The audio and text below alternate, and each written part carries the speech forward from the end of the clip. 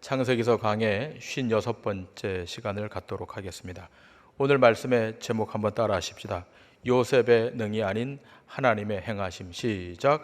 요셉의 능이 아닌 하나님의 행하심. 지난주에 이어 오늘 또 요셉의 생애를 추적하면서 우리에게 주시는 하나님의 은혜를 함께 나누고자 합니다. 하나님 앞에서 참 바르게 살고자 애를 썼음에도 불구하고 요셉은 감옥에 갇히게 됩니다. 억울한 누명을 쓰고서 변호할 기회도 박탈당하게 된 거죠. 노예에게 무슨 변명의 기회가 주어졌겠습니까? 그런데 놀랍게도 이 기회가 찾아옵니다. 요셉이 갇혀있는 감옥에 바로 왕의 고위 관리가 잡혀 들어온 것입니다. 술 맡은 관원장과 떡 맡은 관원장, 이들이 무슨 고위 관리직이겠느냐라고 말씀하겠지만 술과 떡이란 왕의 생명과 직결되어 있지 않습니까? 그러니 가장 신뢰할 만한 사람을 임명하는 자리인 것입니다. 여러분, 느헤미야서를 보게 되면 느헤미야가 아닥사스다 왕의 술 맡은 관원이었는데 왕에게 청구해서 예루살렘 성을 중건하는 허락을 받죠. 이 정도로 술 맡은 관원이란 아주 높은 고위직에 있는 자리입니다. 그런데 이들이 감옥에 들어온 겁니다. 요나단의 탈굼에 의하면 왕을 독살하려다가 미수에 그쳐서 들어왔다라고 기록하고 있습니다. 얼마나 큰 죄를 진 겁니까? 근데 이들을 요셉이 수종을 듭니다. 그런데 어느 날 아침에 보니까 이들 얼굴에 근심이 가득한 겁니다. 꿈을 꾸었는데 그 뜻을 알 수 없어서 근심하고 있는 겁니다. 그러자 요셉이 그들에게 뭐라고 말합니까? 자, 우리 다 같이 8절 말씀 읽도록 하겠습니다. 시작. 그들이 그에게 이르되 우리가 꿈을 꾸었으나 이를 해석할 자가 없도다. 요셉이 그들에게 이르되 해석은 하나님께 있지 아니하니까 청하건대 내게 이르소서. 자, 해석은 하나님께 있으니까 걱정하지 말고 내게 말하라 라고 말하죠. 그리고 꿈을 해석해 줍니다. 여러분, 술 맡은 장의 꿈은 무엇입니까? 포도나무의 세 가지에서 포도를 따서 그 즙을 바로 왕에게 드렸다는 거죠. 그러자 그 해석이 3일 안에 당신은 복직될 겁니다 라고 말합니다. 그러자 떡 맡은 관원장도 그 결론이 좋음을 보고서 자기도 흰떡 세 광주리가 있는데 그 윗 광주리에 바로를 위하여 각종 구운 식물이 있는데 새들이 그것을 먹었다라고 하는 꿈입니다. 그러자 요셉이 이렇게 해석을 하죠. 3일 안에 당신의 목이 잘릴 것이고 당신의 시체가 나무에 달리고 또 새들이 당신의 살을 뜯어먹을 것입니다 라고 해몽을 하죠. 그런데 놀라운 것은 그 꿈의 해석대로 됐다는 겁니다. 그러므로 이러한 해석을 하고서 그대로 되리라고 한 것은 요셉의 능력이 아니라 요셉을 통하여 하나님의 일하심을 우리에게 보여주는 것입니다. 자, 여기서 우리가 조금 더 깊게 이 요셉을 우리가 어떻게 볼 것인가를 조금 더 깊게 생각하도록 합니다. 우리 요셉을 생각할 때 우리는 하나님 앞에서 죄를 안 짓고 살았고 정말 믿음으로 살았기에 그가 감옥에서 잘 견뎠을 것이다 라고 생각을 합니다. 요셉은 감옥에 갇혀도 날마다 찬송했고 날마다 기도했고 믿음으로 잘 견뎠을 것이다 이런 생각을 하죠. 그래서 우리가 성경을 볼 때 어떤 선입견을 갖고 보는가 하면 이 성경에 등장하는 인물들 요셉은 우리와 다를 것이다. 사무엘도 다르고 다윗도 다르고 또 믿음의 조상 아브라함도 다르다. 이런 생각을 하고 성경을 봅니다. 그래서 그 한 사람의 업적, 그 한 사람의 탁월함에 우리가 주목을 하죠. 그래서 우리가 요셉 그 한 사람의 업적에 주목하고 믿음에 주목하니까 요셉이 참 대단한 사람이다. 그를 좋아합니다. 어떻게 그렇게 고결하게 살 수 있을까? 이렇게 요셉을 바라보게 되는 거죠. 그러나 여러분, 요 성경을 다시 보시면 요셉의 그런 면만은 있지 않다는 것을 확인하게 됩니다. 요셉이 자신이 당한 이 억울한 일에 대해서 호소하기 시작하죠. 그것도 누구에게 호소하는 겁니까? 창세기 40장 오늘 본문 14절 15절을 보면 요셉이 이렇게 호소합니다. 다 같이 읽도록 하겠습니다. 시작. 당신이 잘 되시거든 나를 생각하고 내게 은혜를 베풀어서 내 사정을 바로에게 아뢰어 이 집에서 나를 건져 주소서. 나는 히브리 땅에서 끌려온 자요 여기서도 오게 갇힐 일은 행하지 아니하였나이다. 아멘. 당신이 득이하거든 나를 좀 생각해 줘서 내게 은혜를 좀 베풀어 줘서 나를 이 옥에서 좀 건져달라 이렇게 얘기하죠. 그리고 부가로 뭐라고 이야기합니까? 나는 히브리 사람이고 여기 끌려온 자인데 내가 여기서도 감옥에 갇힐 일은 하지 않았다는 겁니다. 여러분 생각해 보세요. 요셉이 이 감옥에서 하나님께 기도하지 않았을까요? 했을 것입니다. 그런데 왜 사람에게 도움을 요청하는 것입니까? 하나님이 응답을 안 하시는 겁니다. 그냥 침묵하고 계시는 거예요. 요셉인들 이 감옥에서 이것을 견딜 수 있었겠습니까? 다른 사람들의 꿈은 해몽해 주면서 정작 자신의 꿈을 해몽하지 못하는 겁니다.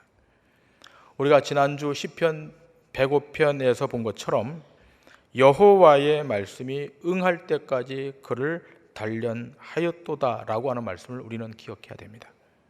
이것은 하나님의 연단의 시간입니다. 그 때가 차기까지는 감옥에 갇히고 착고에 상하고 쇠사슬에 묶이는 겁니다. 여러분 이 노예에서 이 감옥까지의 시간이 무려 13년입니다.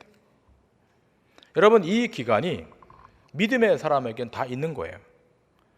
아브라함을 부르시고 아브라함에게 약속을 주셨지만 그가 75세 하나님의 콜링을 받아 이삭을 얻기까지 무려 25년이 걸렸고 이삭은 내 후손이 대적의 문을 얻으리라는 약속을 받고서도 20년 만에 자녀를 얻었습니다. 외삼촌 라반의 집에서 양을 쳤던 이 야곱은 거기서 20년의 세월을 보내잖아요. 모세는 광야에서 미디안 광야에서 40년의 시간을 보내게 됩니다. 모두가 다 하나님이 마련해 놓으신 광야의 학교에 입학해서 그 훈련의 기간을 거치는 것입니다. 이러한 과정을 통해서 무엇을 확인하느냐? 하나님의 일하심을 보게 되는 것이고 하나님의 선명하고도 명확한 뜻을 발견하게 되는 겁니다. 그런데 이들이 이러한 연단의 기간 동안 얼마나 많은 시행착오를 하는가를 알 수 없습니다. 인간의 온갖 수단 방법을 다 동원해요. 할 수 있는 네트워크를 다 동원합니다. 그러나 결국은 지쳐서 모든 것을 포기하는 지경에 이르게 될 때 그때 드디어 하나님이 개입하셔서 그를 건드셔서 그를 사용하시는 것입니다. 그렇다면 이러한 기간을 꼭 거치게 하는 이유가 뭘까? 다시 한번 물어본다면 그것은 결국 하나님의 일을 하나님의 방식으로 이루어낸다는 것을 보여주기 위함인 것입니다. 다시 본문 23절로 들어가서 술 맡은 관원장이 요셉의 꿈 해석대로 복직을 하였는데 오늘 본문에 보니까 술 맡은 관원장이 요셉을 기억하지 않고 잊었더라라고 기록하고 있습니다. 여러분 이게 말이 됩니까? 오래된 사건도 아닌데 꿈을 꾸고 3일 만에 복직이 되었는데 3일 만에 잊어버렸다? 참 이해가 안 되죠. 그렇다면 이 꿈을 해몽해줘서 술 맡은 관원장이 나갔었는데 요셉의 경우는 어떻겠습니까? 술 맡은 관원장이 복직했으니까 나도 곧 이 감옥에서 나갈 것이다. 기다리고 있는 거잖아요. 애타게 기다리는 거잖아요. 그런데요, 아무리 기다려도 메시지가 오지 않는 거예요. 요셉은 처절하게 기다렸을 것입니다. 나가고 싶었을 것입니다. 그런데요, 그 메시지가 오지 않고 시간이 흘러갑니다. 무려 2년의 시간이 흘러가요. 그러면 요셉은 이 2년 동안 뭘 했겠습니까? 그러니까 대책 없이 기다릴 수밖에 없는 겁니다. 술 맡은 관원장은 잊어버렸습니다. 까마득히 잊었어요. 까마득히 잊어버렸습니다. 그런데 중요한 것은 요셉에게 꿈으로 계시하신 그 하나님은 요셉을 잊지 않고 있었다는 겁니다. 그리고 온 세상을 하나님의 언약을 받은 요셉을 중심으로 돌아가도록 하나님은 일하고 계셨던 것입니다. 이것이 하나님의 섭리입니다. 자신의 언약을 신실하게 이루어 가시는 하나님. 물론 요셉은 감옥에서 고통 중에 있어요. 그러나 하나님은 그를 위하여 여전히 일하고 계셨던 것입니다. 그리고 나서 다시 2년이 지나요. 자, 창세기 41장으로 넘어옵니다. 창세기 40장에서 41장은 바로 넘어가는 것이 아니라 2년의 시간이 흐른 다음, 자, 41장 1절 말씀 다 같이 읽겠습니다. 시작. 만 2년 후에 바로가 꿈을 꾼즉 자기가 나일 강가에 서 있는데. 아멘.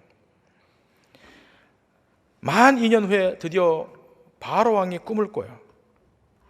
술 맡은 관원장의 꿈을 해석하고서 만 2년의 긴 시간이 지나요. 이게 하나님의 섭리 가운데 있는 겁니다. 만약에 술 맡은 관원장이 요셉을 기억하고서 복직 후에 요셉의 억울함을 호소했다면, 바로 왕에 호소했다면, 그래, 그자 풀어줘라 라고 할 수 있었을 것입니다. 그렇다면 요셉은 풀려 나왔을 거예요. 근데 문제는 뭐죠? 이때는 바로가 아직 꿈을 꾸기 전이었다는 거예요. 그리고 성경 밖의 기록이긴 합니다만 고대 문헌에 보게 되면 이집트의 관리로 나아갈 수 있는 나이가 만 30세였던 거예요. 그러니까 이때까지는 요셉이 만 30세가 안 됐잖아요. 또 한 가지는 요셉이 총리가 될 때에 애굽의 왕조가 셈 계통의 왕이었다 그래요.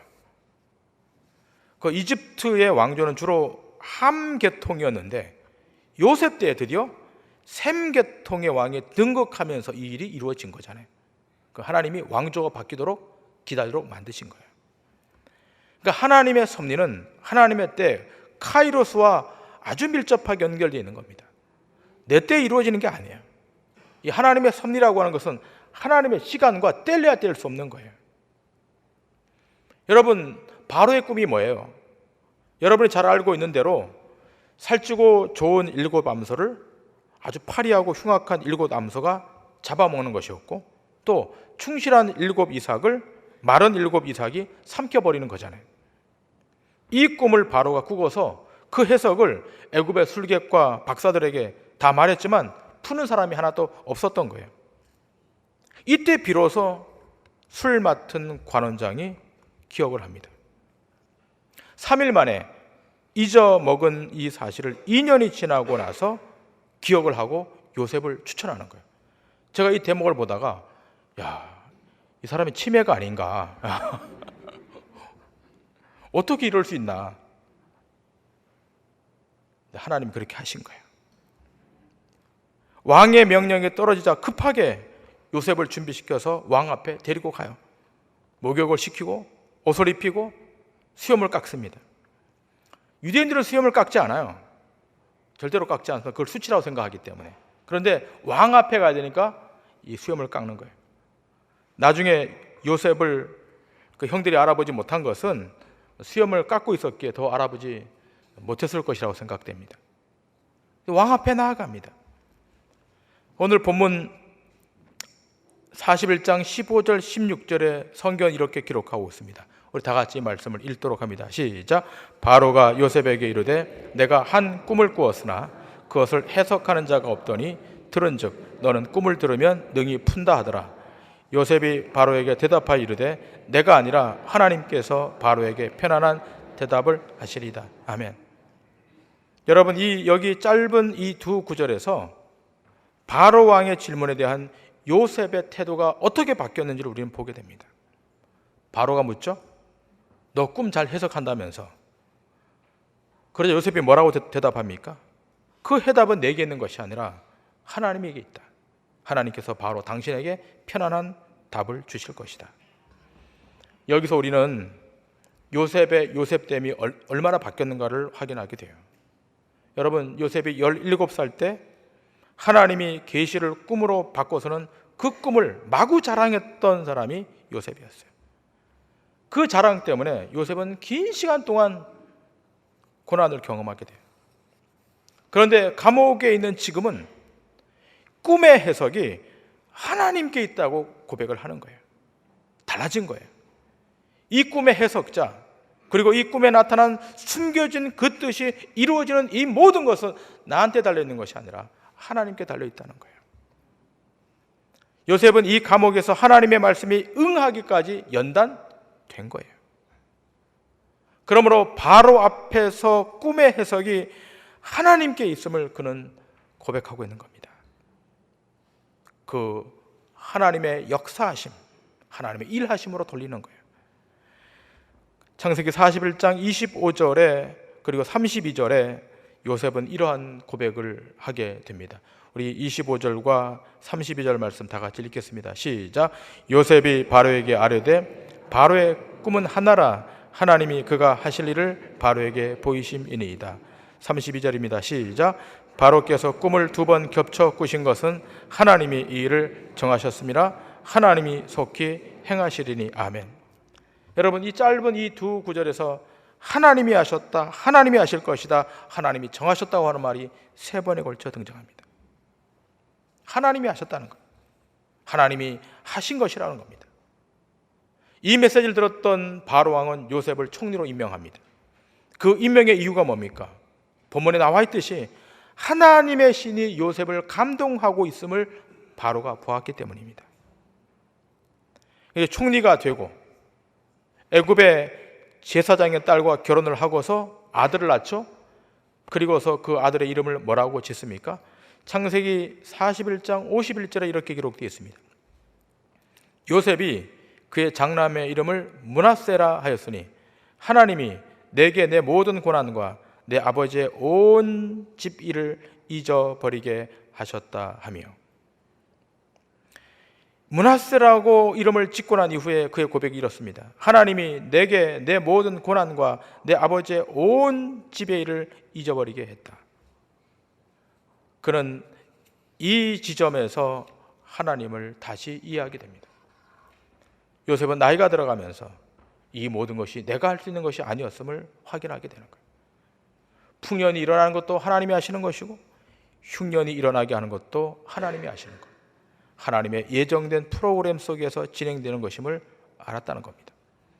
그리고 요셉은 자신의 이 개인의 고난이 나 개인 한 사람에게서 끝나는 것이 아니라 이 고난을 통해 하나님의 섭리가 한 개인을 뛰어넘어 한 민족, 한 나라로 확대되어 가서 하나님의 뜻이 이루어지는 것임을 요셉은 알게 되는 것입니다.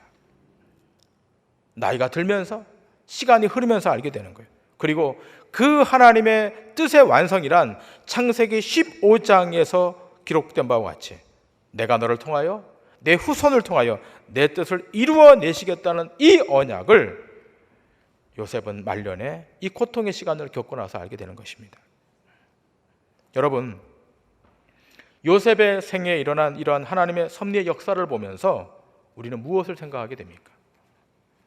하나님의 그 섭리의 손길은 역사와 공간과 시간을 뚫고 들어와서 하나님이 계획해 놓으신 일들을 이루시고야 마는구나, 이걸 알게 되는 거예요. 여러분, 제게 평소에 목회에 간절한 소원이 있다면 그것은 우리 교우들의 신앙이 시간이 지나면 지날수록 어제보다 오늘, 오늘보다 내일, 그리고 내일보다 그 다음 날의 신앙이 조금씩 더 깊어지길 제가 소원하고 기도하고 있습니다. 여러분의 신앙이 말씀으로, 기도로 점점 더 깊어지길 제가 중보하고 있어요. 그렇다면 여러분, 신앙이 깊어지는 것은 무엇을 뜻하는 겁니까? 기도의 양이 많아지는 겁니까? 성경을 읽는 페이지가 많아지는 것입니까?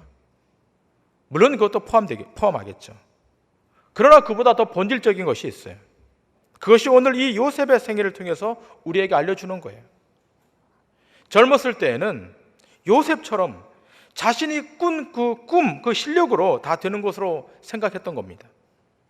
그렇기 때문에 그것이 자기 자랑으로 나타나는 거예요. 여러분, 자랑의 그 밑바닥엔 자기라고 하는 실체가 숨어 있는 거예요. 에고라고 하는 실체가 거기에 감춰져 있는 거예요. 근데 그것이 힘으로 작동하고 그것이 실력으로 나타나서 뭔가를 이루고 싶어 하는 거예요. 그래서 우리 중에 자랑을 자주 하는 분들을 보면 그 말을 다 듣고 집에 돌아가서 가만히 생각해 보면 결국 그 자랑을 여러분에게 왜 한 겁니까? 그것은 자기 실력, 자기 능력이 그것을 이루도록 했다는 것을 드러내고 싶어서 말한 거예요. 문제가 있지 않습니까? 신앙의 측면에서 보면 문제가 있는 거예요. 거기엔 절대자의 은혜나 주권자의 역사하심은 없는 거예요. 세상은 다 그런 거예요. 여러분, 예수 잘 믿으면 잘 믿을수록 그런 분들을 만나면 더 시험에 들어요. 듣고 들어오면 기분 나빠요. 그런데 여러분, 예수 믿고 나서 하나님의 섭리 안으로 들어와 하나님의 은혜의 이끄심을 경험하고 나면 어떻게 바뀌나요? 이제 여러분들처럼 5학년, 6학년, 7학년을 지나면 요셉의 고백처럼 바뀌는 거예요.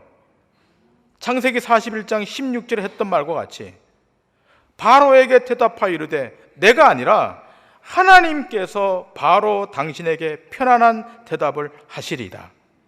내가 아니라 하나님이 하실 거라는 거예요. 17세 때 요셉은 내가 할 수 있다고 생각했던 거예요. 자기가 할 수 있다고 생각했으니까 형들에게 자랑을 한 거예요. 그러나 이제 나이 들어서 이 숱한 고난을 겪어서 여기 와보니까 바로 왕에게 뭐라 그럽니까? 내 능으로가 아니라 하나님의 능으로 된다는 거예요. 내 손으로가 아니라 하나님의 손으로 그것을 이루어낸다는 거예요. 이 감각이 생기는 것, 이것이 신앙이 깊어지는 때인 거예요. 저는 오늘 이 아침 여기 모이신 우리 교우 모두가 이런 영적 감각이 생기는 축복이 있기를 주님의 이름으로 축원합니다. 네. 조금만 더 크게 아멘 합시다. 네.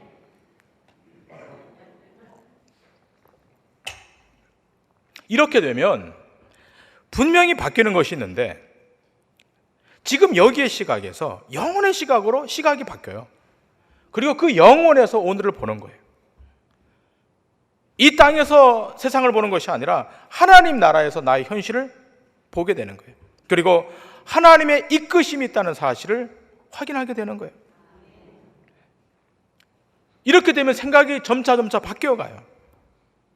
그동안 내가 맞다 그랬는데 시간이 지나면서 연륜이 깊어지면서 하나님이 맞다로 바뀌는 거예요.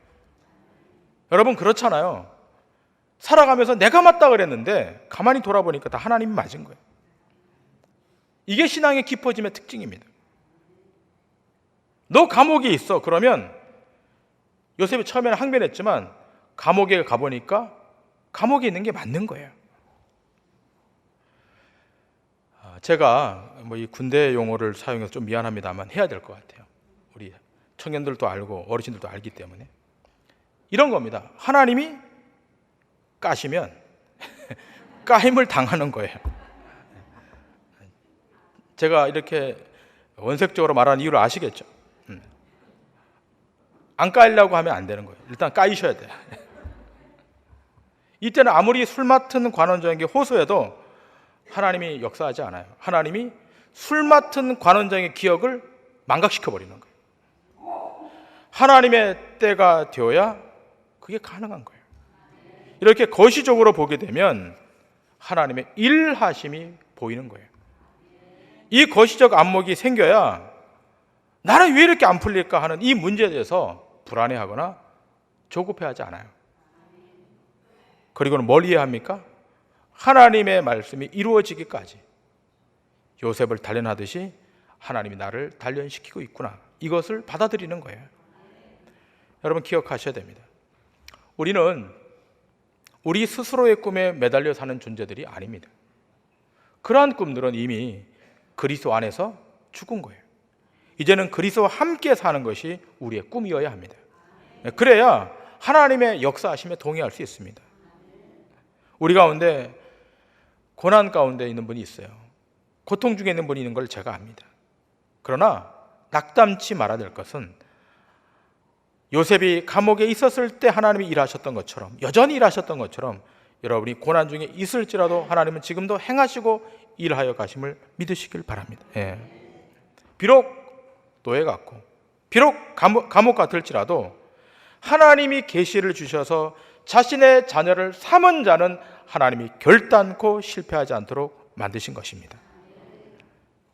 혹시 여러분의 기대하고 바랐던 어떤 사람이 여러분이 요청을 해도 전혀 반응이 없을 때, 그것 때문에 원망하거나 탄식하지 마시기 바랍니다. 야, 그 사람은 꼭 나를 도와줄 줄 알았는데 어떻게 그럴 수가 있나? 근데 여러분, 그 문제가 여러분에게 오게 되면 여러분 또한 거절할 거예요. 그러므로 사람의 옷자락을 붙드는 것은 우매한 거예요. 결국은 하나님이 여러분 안에 개입하셔서 이것저것 다 놓도록 만드시고 지푸라기도 잡을 것이 없도록 하셔서 드디어 주님을 붙잡게 만드는 것, 이것이 하나님의 의도인 거예요.